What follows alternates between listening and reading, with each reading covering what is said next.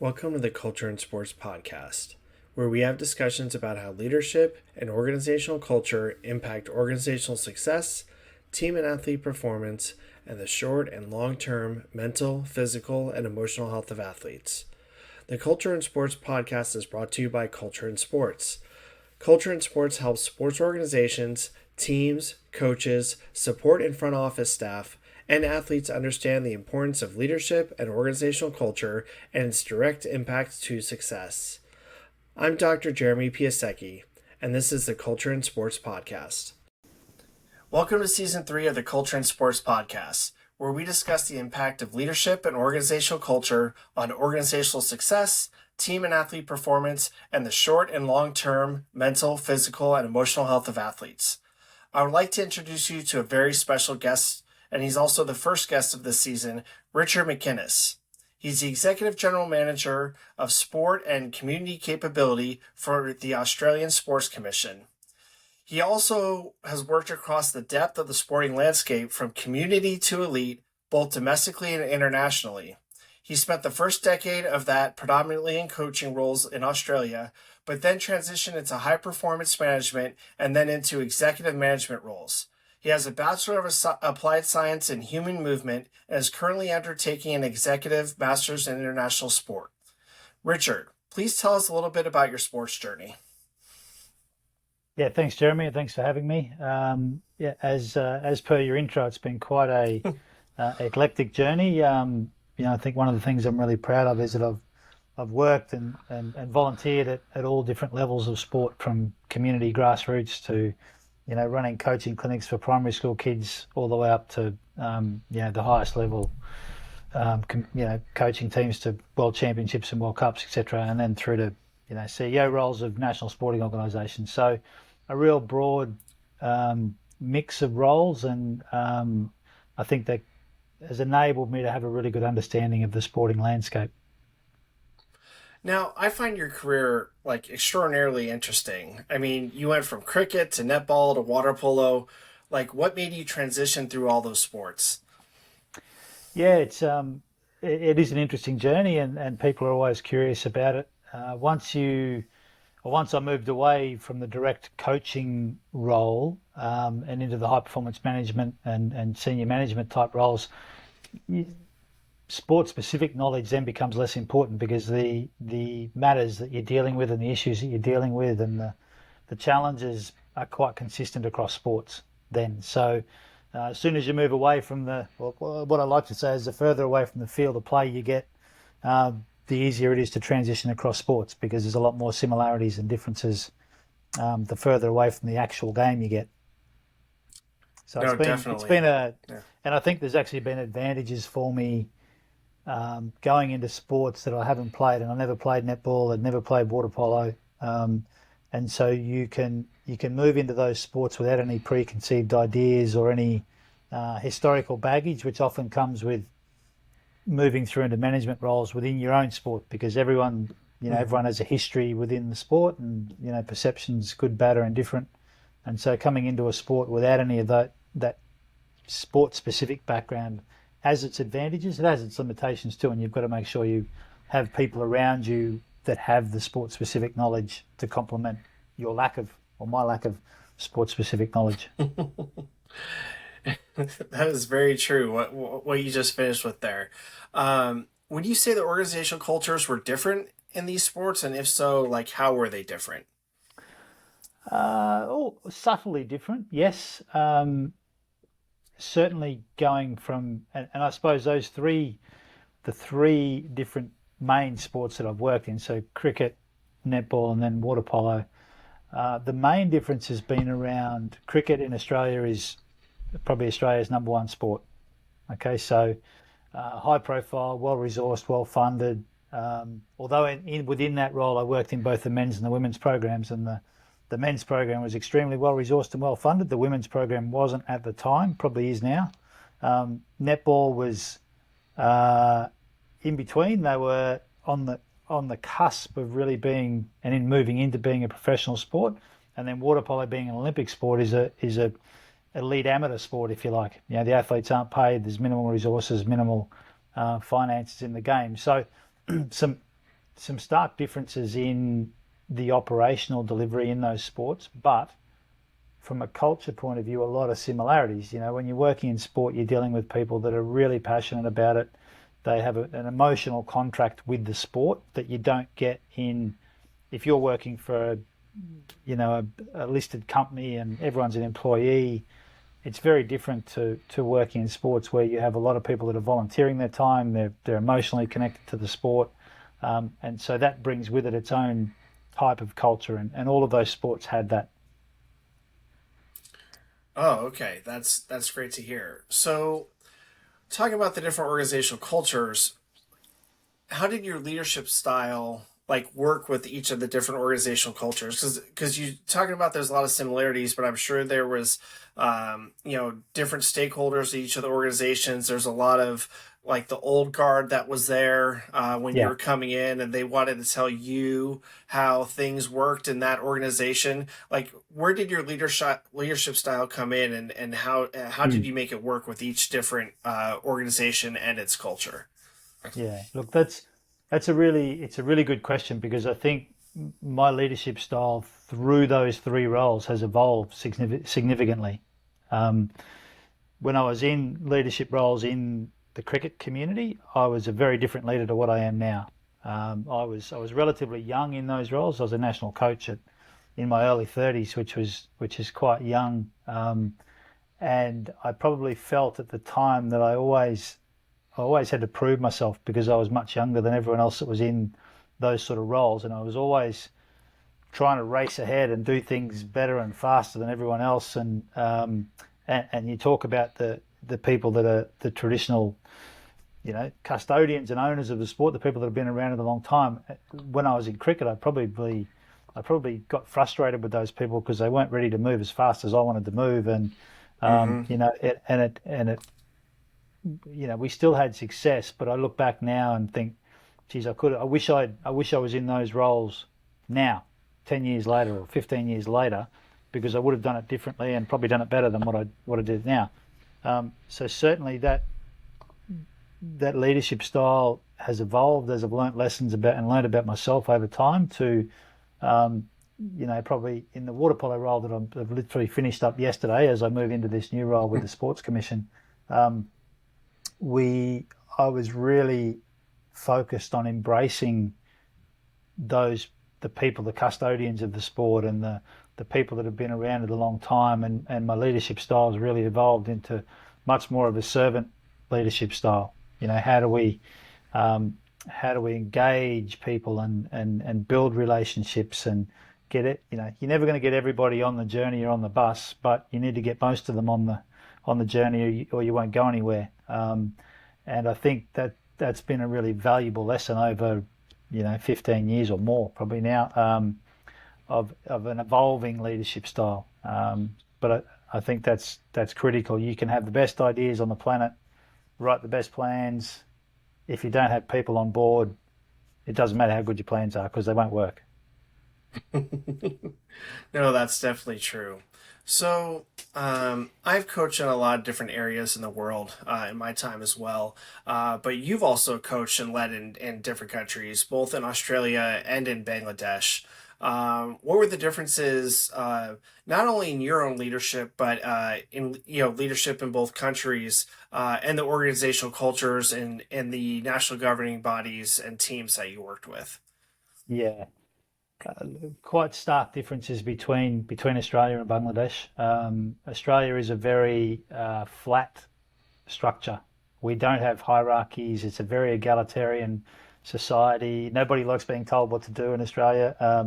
We're fiercely independent across the board, and whereas in Bangladesh, a traditional hierarchical culture, and people knew their sort of place in society, whether that's right or wrong. That's how it functions, and I learned a lot about operating in that model, which was quite challenging for me because I was very egalitarian. I didn't believe in class levels, and I would, some great examples of it was that I would always carry my own bags, and if we were at training sessions and kit bags, and I would always carry my own bags, I would be horrified to ask someone else to carry my bag, and the some of the younger people and the we would have, um, I still have a lot of good friends in Bangladesh, and there was young boys there that were basically homeless, but we would engage them to help out around, and we'd give them that was food and lodgings, and that got them off the street and that sort of stuff. And they would want to carry bags, and I would say, no, it's all right, I can carry my own bags,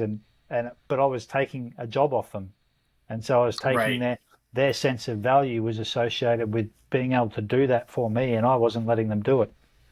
Um, and so I learnt that quickly and got advised by local people there to say, no, that's what they do and that's what they want to do. So you need to let them do that. And that was and that flowed all the way through the system over there. And so you had to understand that, and so I had to evolve and change how I operated to suit that. Um, and the thing I did learn is that it works. Yeah, it works. It works in Bangladeshi society. That's how it works, and everybody understands that, and it works well. And if you try and come in and impose an Australian culture into a different culture, or vice versa, it doesn't fit. And I've seen that in water polo as well. We have a lot of European coaches come to Australia and try and impose the European style of coaching onto Australian people, and it's just a mismatch of culture. Um, and there's parts of it you can adopt, but there's parts of it that just Right. won't work, and vice versa. If we were to go and coach in Australian water polo coach was to go and coach in Europe, they would have challenges going back the other way. I mean, that's definitely true. I mean, I myself like coach water polo in Europe. Okay. I Yeah. also played for a time, and the organizations that I worked with were very welcoming, and they actually wanted to learn, the way that we coached in the U.S. And I actually try to Mm. explain to them I'm also different from coaches in the U.S. And so I'm not the right authority to talk to about that Mm. because when I was coaching there, I was putting a lot of focus and responsibility onto the athletes because it was their team. It wasn't my team as a coach. And that was a struggle for a lot of the athletes. And same thing when I Yes. was coaching in Afghanistan. Those athletes were like, well, I don't have a say in what we're doing here. And I said, no, you have the say of what's happening here. Like, this Yeah. is your team. I'm just here to help you be successful and to find the great things that you have hidden inside of you that you don't even know. Yeah. And whether it was an athlete, a coach, or even like the secretary general, I was always telling them, this is your program. I'm just here to help you as much as I can. So, Yeah. but I definitely understand what you're saying because, like when I was in Afghanistan, for example, um, I struggled a little bit because I was a very young coach. I was a very young person in general Mm. when I was coaching there, and I struggled because I wasn't always opening my eyes and putting my foot in their shoes to be like, how do we make this the most successful? And the moment that I stopped trying to do anything that I thought was best, and I was doing everything solely for what was best for the athletes and what was best for their culture and the so many different languages and ethnic groups within Afghanistan. Mm. Once I let them take it and run with it, I mean. The sport just exploded. Both swimming and water polo, and even open water swimming, just exploded in Afghanistan. So that was very exciting. When you were in Bangladesh, did you find some similarities with that?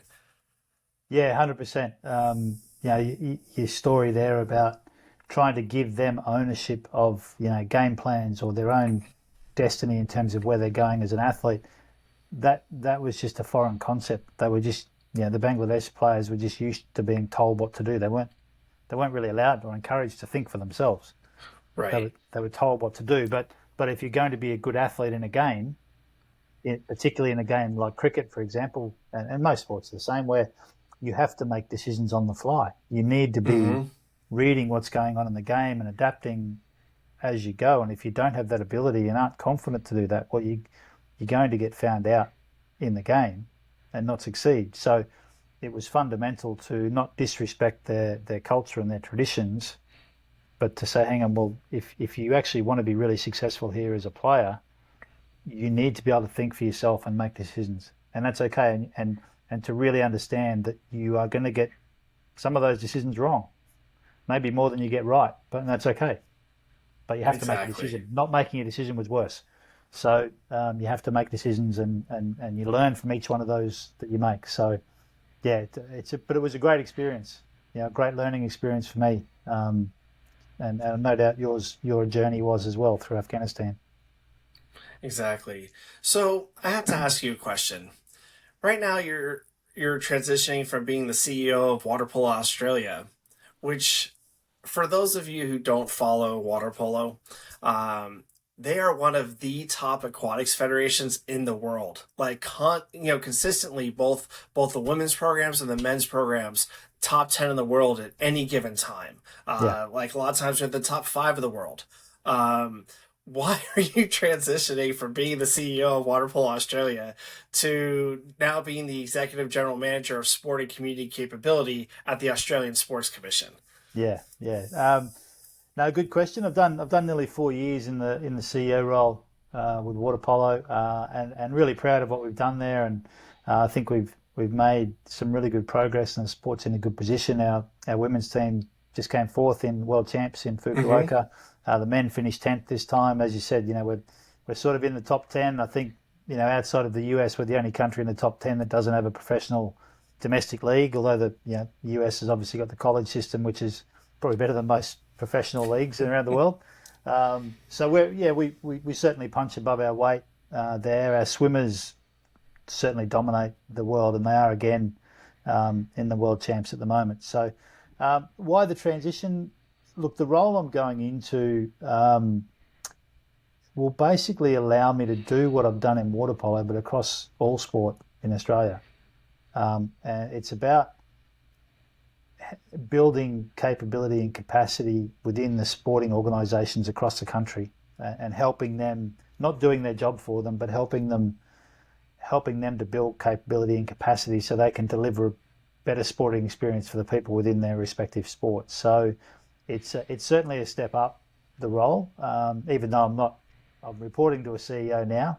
It's certainly a step up, and the breadth of the role is really exciting. And I've always been someone that's always had a really system wide approach to whatever I was Mm-hmm. doing. So even when I was coaching, I was always thinking about the broader system. I was never just focused on the players under my control or influence. It was more about how do we influence the system that's producing these players so that as players come into that team, they're better prepared. How do we influence the coaching that's producing all the players that feed into the national team? So I've always had that view of the world, regardless of the role that I've been in, and this role allows me to do that. Absolutely, because that's what the role is. It's a real system approach. Now, during your tenure as the CEO of Water Polo Australia, you had like very good growth for a national governing body. Um, was your focus on grassroots programs? Like, how were you continuing to get that growth, like even through COVID? And I know that COVID was a tough time for everyone in sports, Mm. and even afterwards, like the next few years, because so many youth didn't really participate in sports or left sports for a few years. How did you still account for the growth in your sport, like especially at the grassroots level? Yeah, no, yeah, and it's something we're really, really proud of, because in Australia, and probably like most countries around the world, participation rates, particularly in team sports, has declined over the last decade, over the last 20 years. So we've had year-on-year growth over the last 3 or 4 years, which has been really exciting. How we went about that, there's a range of things. It's not just one. We didn't just focus on participation. I think everything's connected. Nothing in sport occurs in isolation. So we had to make sure that our national teams were, performing as well as we could with the resources and the access that we had. They assist to inspire our future players that are in our system, and then we did some really interesting stuff with trying to engage new people in the sport. So you'll probably appreciate, but the water polo is what's called an invasion sport. right? So, and two teams attack and defend territory, score goals or points. That's an invasion sport. And within Australia, water polo is the only invasion sport played in summer. But in winter, we have a whole lot of invasion sports. All of our football codes, basketball, netball, hockey, soccer.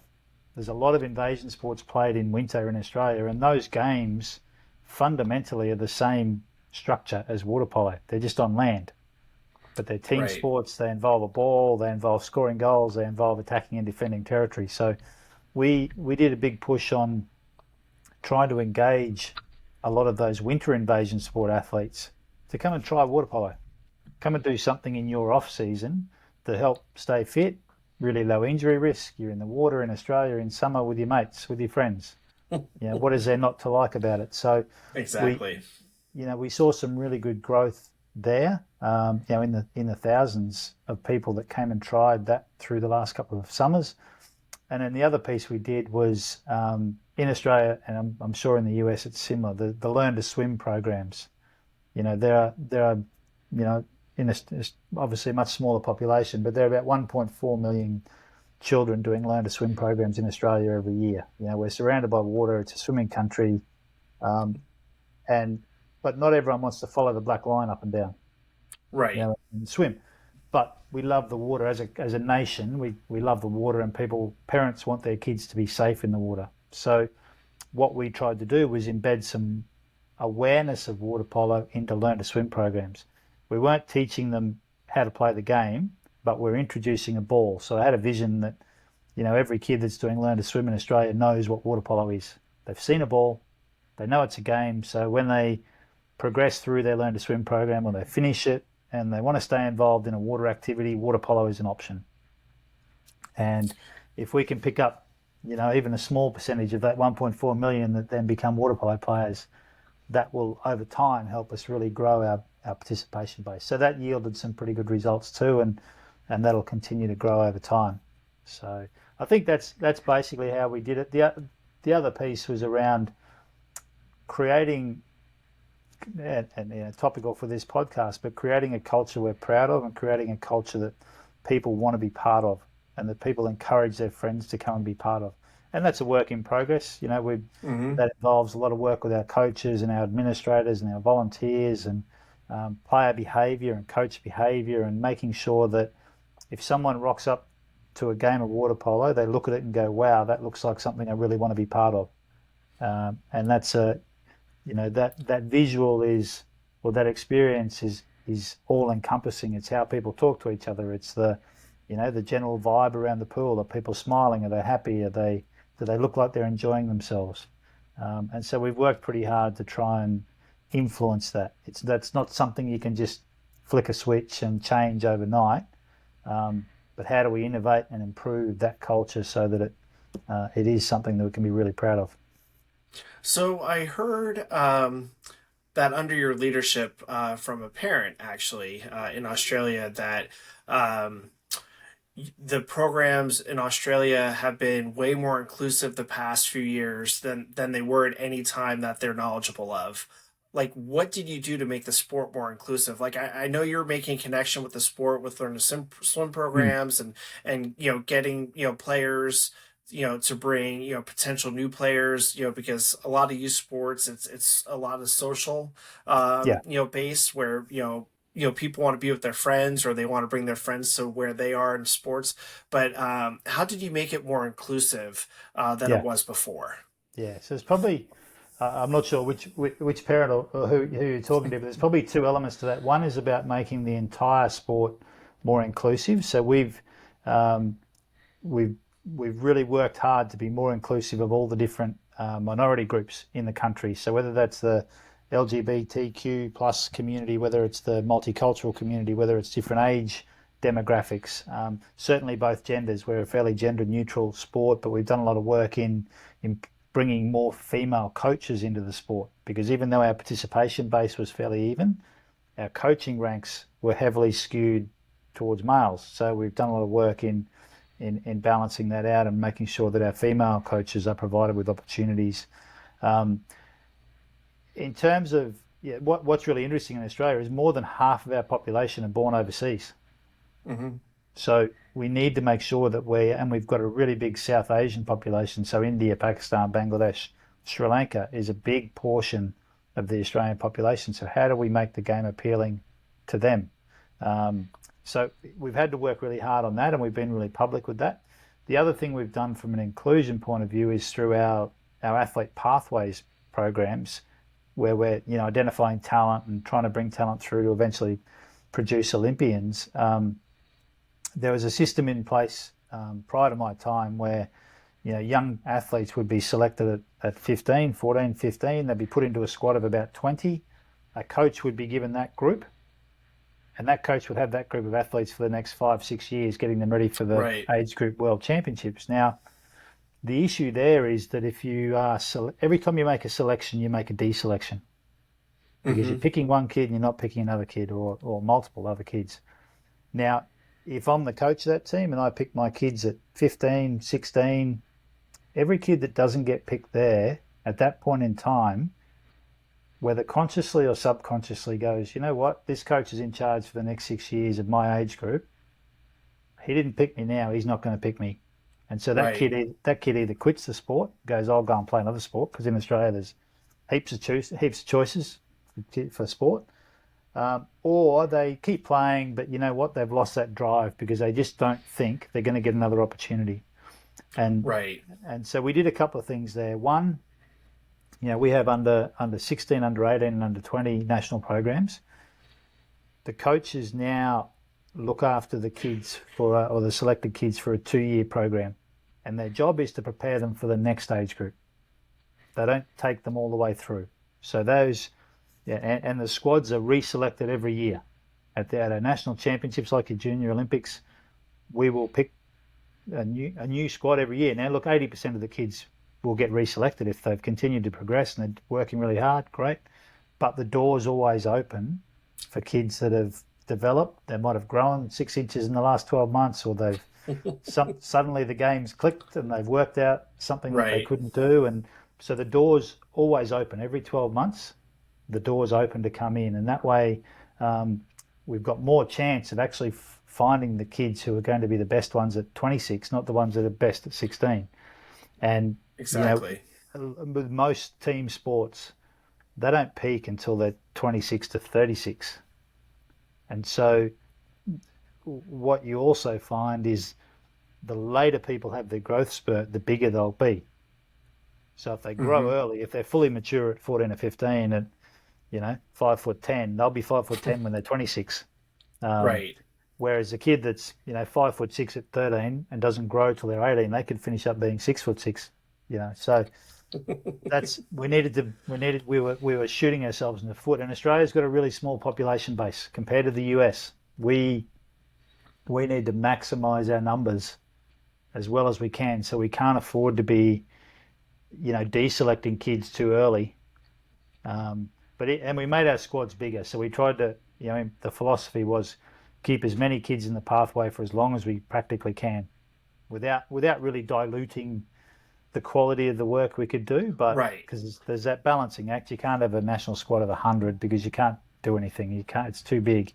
But we went from 20 to maybe having 50 that are on the Right. radar, and how do we progressively make that smaller over time, not cut it off at 15 or 16. Exactly. So I think Exactly. that's certainly helped, um, but it's a slow burn. That we won't see the results of that for 5 to 10 years. I don't expect. Exactly. It's not going to get Yeah, instant no, results. that's a long term plan that you have to wait to see how it happens. But Yeah, yeah, you made some great points about deselecting athletes, especially because at 14, 15, I mean that's so young. How are you supposed to determine someone in a team sport? So early on. yeah, That's something I think that coaches and national governing bodies in all countries really need to think about. So I want to go 100%. back to something you said earlier. You were saying about something about nothing occurs in isolation. Can you expand on that a little bit more? Yeah, well, I mean, we live and operate in a system, and it's all connected. So without getting too philosophical, but everything we do impacts on something else, and everything that not everything, but lots of things.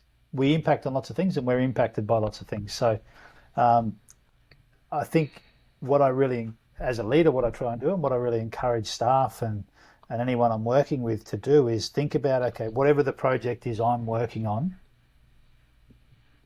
who else can that help, or who else can that influence? And I need to make sure I'm talking to that person, or I'm considering what they're trying to do, because I can actually either amplify or I can harm what they're trying to do depending on what I do. And on the other side of that coin is who's doing work that actually is going to feed into or influence what I'm trying to do. And how do I build a relationship with that person or that group or that organization so that we can maximize the change? So, if we, as an example, a sport example, what we just talked about with that, the shift in selection and identification of young talent. Now, we worked out that when we pick our national squads, that squad will only spend about 20-25 days a year together.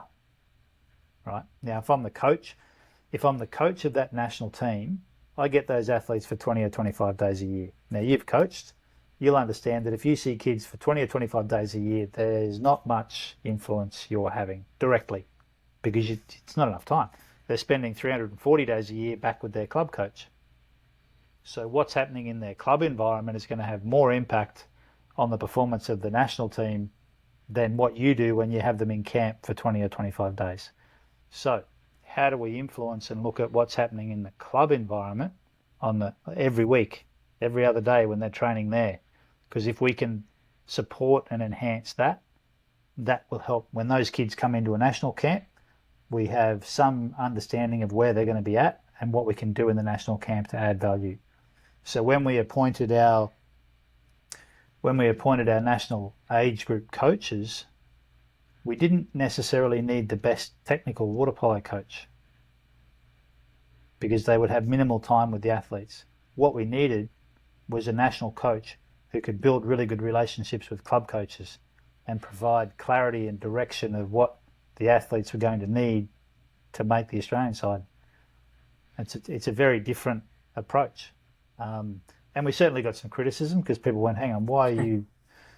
People didn't think about it. So if you're just thinking in isolation, and I think that's one of the challenges we've had sometimes with our European coaches coming out, and they're used to being a club coach where they've got one job. They've got to coach 13 players for the club. And then you come into a state or a national system here, and your responsibility is far broader. Oh, exactly. Yeah, it's not just 13 athletes. It's hundreds or thousands of coaches and thousands or tens of thousands of athletes. Correct. I mean that's just, to put it simply. Yeah. So that's just trying to put that in a sporting lens, but it's just an approach that I take is that and the only way that those things work is if those relationships exist. It's about thinking about how am I connecting to the other one, because I can do a great job by myself, but that's going to have minimal impact really in a broader system. I need to be influencing more broadly.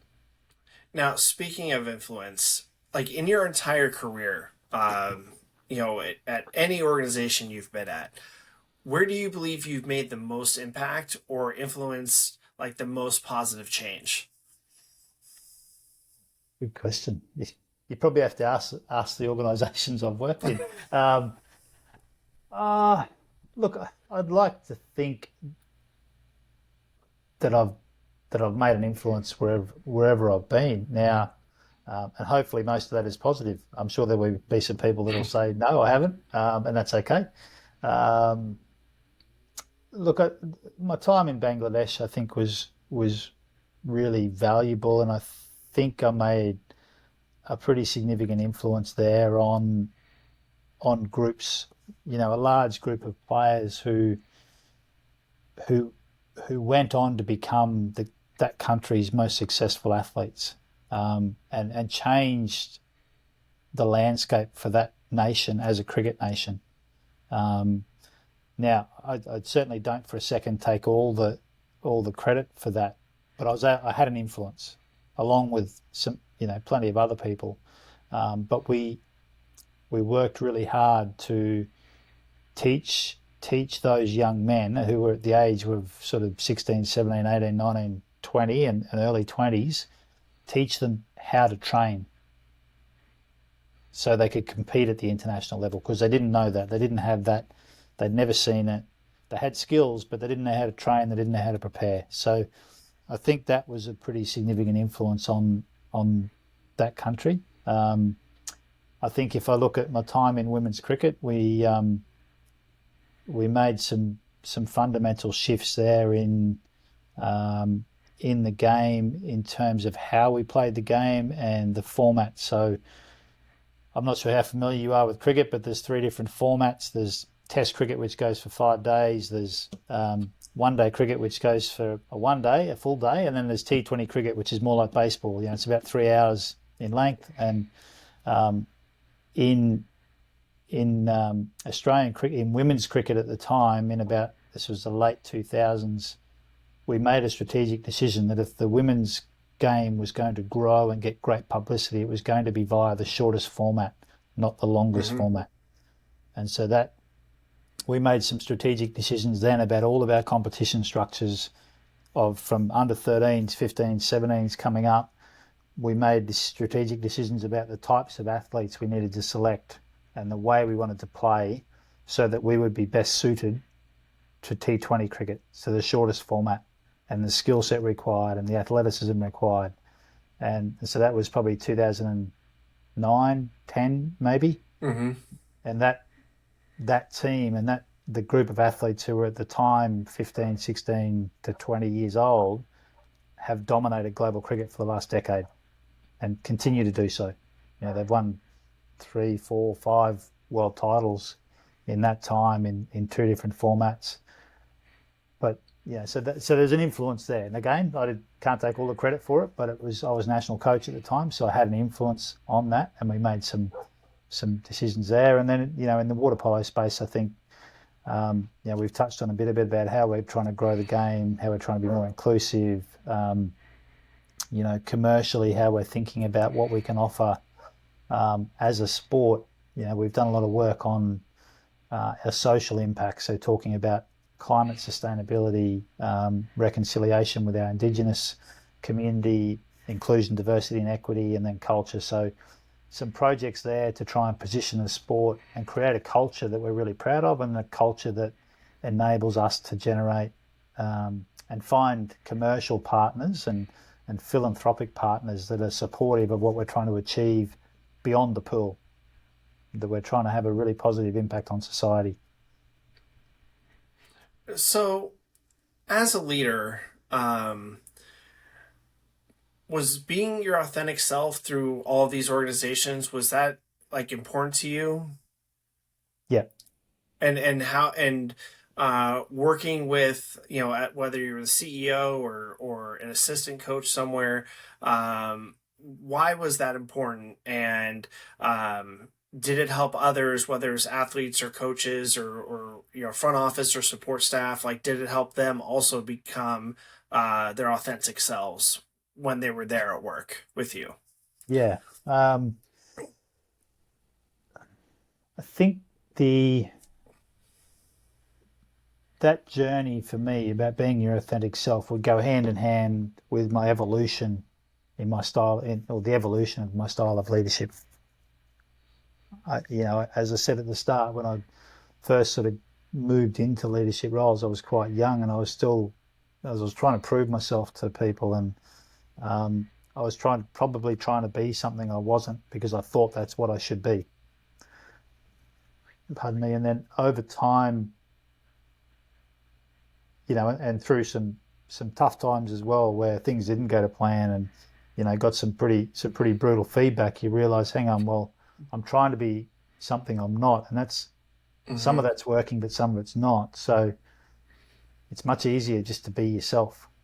And when I say that is, and be aware of yourself, be aware of the things that you do well and be aware of the things that you don't do so well, and make sure you're aware of it and you can catch yourself and manage those situations. So I think that has evolved over time, and um, I certainly am. I'm myself. I'm very genuine with people. I'm very honest with people. Probably to a fault sometimes. You know, I share sometimes too much information, and I'm too trusting. But that's me. So I'm genuine to that. And if you're trying to be something you're not, then it can be very tiring too, because it's always a show. It's always an act or a show. So I just be myself. My values are pretty consistent, and I just live to those. And don't try and change too much, and just do the right thing by people. And if you do that, I don't think you're going to go too far wrong. Um, so yeah, but I think it is really important, and I think you need, if you want your staff and your teams to do well, and you need them to be themselves. Hmm. And the best way to do that is to lead by that example. So yeah, hopefully that answers So, that. so back when you were coaching, did you take into account your perceptions and biases with your interactions with like athletes, coaches, and staff? Yeah. Again, I got better at that, and I think I've improved at that over time. But I certainly know, like as an athlete, an average. I was okay, right? So I always had an affinity for athletes who were just on the cusp, and I know I had a bias for that. So I always had a really good work ethic, and still do. But as an athlete, I trained hard. I always tried to be the fittest, and I didn't have the skills of some of the others, but I always trained really well. And so I had a bias, an unconscious bias, probably early, but then a conscious bias of I related to athletes who were similar to that, and so but I became aware of that pretty quickly, um, and I think you have to. We all have biases, but we're because of our own experiences. It's just making sure you're aware of that and being able to call that out on yourself. So when you're in, selection meetings, in a selection panel, you just need to be. It's almost like a conflict of interest. You just need to say, look, I really like this player, but I always like that type of player. Now that may not be what we need in this team right now, but so just putting that on the table. Yeah, what do we need? And if this player's the right fit, then great. Oh, that's awesome. So, a couple minutes ago, you were talking about values. Let's talk about your values and beliefs. Like, how did they influence your coaching? Yeah, and they've probably evolved over time, but I think I've sort of settled over the last decade on, around trust, integrity, teamwork and innovation, or team and innovation. So, as I said before, I'm a very trusting person. I don't think you can build relationships without trust. Um, and I tend to try and pay that forward. I'll trust people until I can't, and I'll trust them first, and try and build those relationships. Integrity for me is important in that you got to do what you say you're going to do. And I know we all get busy, um, and there's an allowance there that, yeah, but you're not always going to get everything done, but the effort's got to be there. That if I say I'm going to do something, I'm going to do that. From a team, being one of those values is around. It's not about me and my success or my rewards. It's about what, depending on what the role is, what's the best thing for the team, for the organisation, for my staff. I'm always going to put that first in whatever I do. It's not about personal rewards for me. Okay. Um, and then innovation. And for me, innovation is purely about how do we make something better. It's not necessarily technology or gadgets. It's about how do we innovate? How do we get better? And it might be stopping doing something, or doing something differently. I've always keen to explore how we can do things differently. So I've tried to apply that in every role I've been in. Those values, from coaching to management to where I am now. So, you said just a minute ago, when you say you're going to do something, you need to do it. are you talking about self accountability, or are you talking about holding everyone else accountable?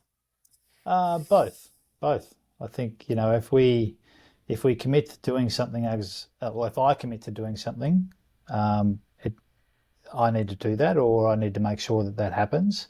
And equally, if we commit to doing something as an organisation, so we write our strategy documents and we write our operational plans, and if we say we're going to do something, well, that's the plan we're going down. Now that doesn't mean you don't adjust and review and refine as you go, but then you Mm-hmm. call that out and you communicate that, because if you write a plan where you can complete everything, then your plan was not ambitious enough. You're not aiming high enough. So, but you just need to call out at some point and go, okay, look, we set ourselves to do that. We're just not going to get there this year or in this cycle because of X, Y, Z. So let's park that one and we'll come back to that in the next cycle, or we'll do something different. But don't just pretend it's not there and not do anything or not say anything. So yeah, I think it's So, important. as the CEO, or now former CEO of Water Polo Australia, what did success look like when you first entered the role, and now that you completed your time there? Yeah. So again, like what was success back then when you first stepped in? Oh, we're gonna win a world championship, and then what is that success now? What does that look like? Yeah, yeah. Look, when I came into the role, the sport was widely described as being a bit of a basket case. There was a lot of dysfunction within the member organisations. So within Australian sport, it's a federated model. So you've got a national body, probably similar to the states, and then you've got state members, state bodies underneath that. There was a lot of turmoil between the states, and the states were the voting members. And so my first target for success was to try and just unite the sport and to try and build relationships and um, get the sport back together with all these people that were really passionate about the sport. They all loved water polo, but they were arguing amongst themselves, and the sport was going nowhere. It was actually going backwards because the funding agencies were quite frustrated with the sport because of the poor governance and the internal Mm-hmm. issues, and we were actually going to lose funding, and we were losing funding from the national bodies, or from the peak bodies. So that was the first thing, was just to stabilise and then unite and build those relationships, so that once we did want to try and take the sport forward, we actually had people on the bus to take it forward. Um, and we did a lot of that work. We had COVID in the middle of that for 18 months, 2 years, which probably slowed things down a little bit, but it did allow us to still build those relationships. And it was actually a really, interestingly enough, something like that everyone was exposed to, in some ways may have helped us unite the sport, because it was a common enemy, if that makes Right. sense, right? Whereas, Right. Everyone wasn't positioning for themselves or their organizations, that they were all yeah, trying to find ways to succeed through COVID. correct. And so that became a common enemy, and instead of Water Polo Australia being the common enemy of all the states, COVID became the common enemy, and that allowed us to galvanise around a particular challenge. And so, in some really weird ways, that might have actually been a good thing for us. Moving forward, though, we've the next challenge for us now, and I think you talk about success being around winning world championships. One of the really critical things for us as a sport here is we lost 2 years of playing time, Mm-hmm. and most of Europe kept playing. Oh And, yes. and you've seen that, and I think the US are probably feeling that a little bit at the moment as well. Is we didn't play games for 2 years, and so the rest of the world that we compete against kept moving forward, and we actually went backwards because we weren't playing much at all. We certainly weren't playing international games, and we're trying to catch that up. And these world champs now in Fukuoka are probably the first sign that we're starting to make some ground back. Um, and hopefully we can keep making that ground before Paris Olympics next year. Um, so, yeah, we certainly want to have success in the pool, and that is one part of our mission. sustainability is a key one, and I say sustainability now across multiple lenses. So there's financial sustainability. So making sure we've got revenue streams coming in that we can enable us to do what we need to do across the sport. Um, People sustainability. How do we make sure we can attract and maintain and retain really good staff and really good coaches and good athletes? So what are the things we need to do around that? Um, Obviously, climate sustainability is an important one. Now, we don't have a massive carbon footprint, but we need to make sure that we're doing the right things in those spaces as well. And then sustainability of our overall of our ecosystem with our clubs and our states, and making sure they're in a good position to still deliver water polo locally at community level is fundamental to our focus probably now and moving forward over the next couple of years. Now, what at Water Polo Australia, what did you do to help prioritize the self care and wellness for not only the athletes but the coaches as well? And I'm sure you did a lot of that work during the pandemic or the crucial times of the pandemic. You were probably turning to that. What do you have to say Yeah. about self care and wellness? Yeah, look, it's a massive topic, and having been a coach for a long time, the coach is usually the last person that gets looked after. You spend all your Mm-hmm. time looking after the athletes and looking after your staff, and I liken it very. Coaching role is very much like a CEO role. It can be a very lonely place and very isolating because you tend to be responsible for everyone else.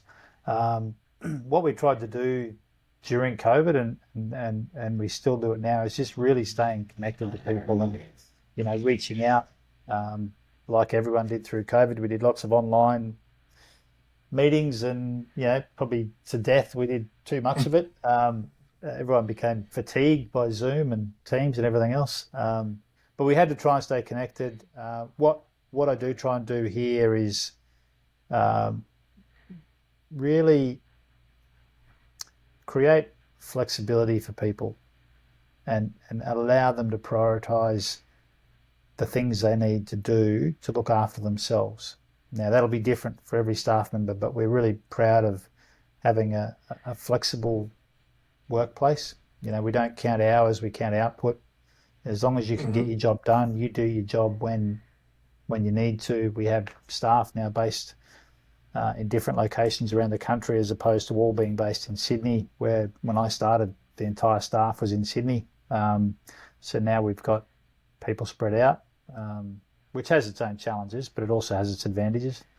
Um, so I think, yeah, just and if you go back to what we talked about before about being your genuine self, allowing and encouraging people to do that is a big part of well-being and people being able to look after themselves. Now, Richard, I just want to thank you so much for taking the time to meet with us today. But before we go, do you have a final statement that you'd like to make to any athlete, coach, supporting staff, high performance directors, or at like that, even the athlete support structure, like parents, um, Mm. whether it's in Australia or around the world? Yeah, I think a key probably summary for me, whether you're coaching teams or managing staff, is look after the person first. Make sure they're in a good headspace. Make sure they're able to, their lives are going okay. Um, Mm-hmm. and if that's the case, you'll then get good output and good performances from them. Um, and if all the individuals in your team are in a pretty good space and they're performing quite well, your organisation or your team will then have success. But if the person isn't functioning well as an individual just in their life, it's going to be really hard to get the next two. Some people can do it, but it's very rare that they can compartmentalize their life falling apart off the field and still perform on the field. There's very few people can do that well.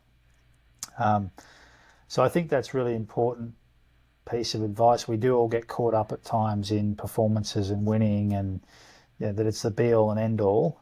And for me, winning is an outcome. If we got to get the process right about looking after the people And if you do that, you increase your chances of success.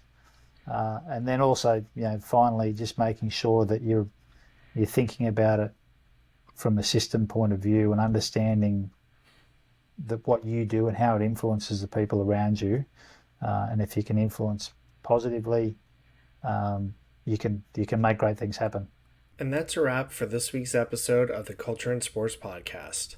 We hope that this episode has started an internal dialogue, or even one with your team, about the importance of leadership and organizational culture. If you'd like to learn more about culture and sports, the Culture and Sports Podcast, or other programs, go to cultureandsports.com, where there is a wealth of resources, articles, research, podcasts, video shows, webinars, and courses. And don't forget to connect with us on social media on Instagram, Facebook, TikTok, YouTube, and LinkedIn at Culture and Sports, and on Twitter at Culture in Sport. Thank you for tuning in to the Culture and Sports Podcast.